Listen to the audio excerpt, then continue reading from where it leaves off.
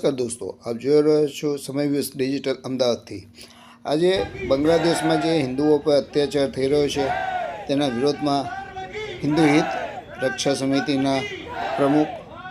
હર્ષ ભટ્ટ તેમજ આશાબેન બ્રહ્મભટ્ટ, અમિતભાઈ શાહ ધારાસભ્ય બાંગ્લાદેશમાં જે હિન્દુઓ પર અત્યાચારના વિરોધમાં જે પ્રદર્શન અમદાવાદમાં વિભિન્ન જગ્યાઓ પર કરવામાં આવ્યું અને લોકોને ધ્યાન દોરવામાં આવ્યું છે કે આ પ્રદર્શન અમે ચાલુ રાખશું અને અગર બાંગ્લાદેશમાં હિન્દુઓને કોઈ પણ જાતની મદદની જરૂર હશે તો અમે પૂરી પાડશું।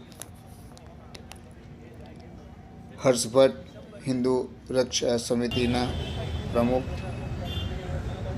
અમિતભાઈ શાહ મીડિયા જોડે વાત કરી રહ્યા છે, બતાવી રહ્યા છે અને સંખ્યા પર એક વિશેષ મહત્વ હોય છે।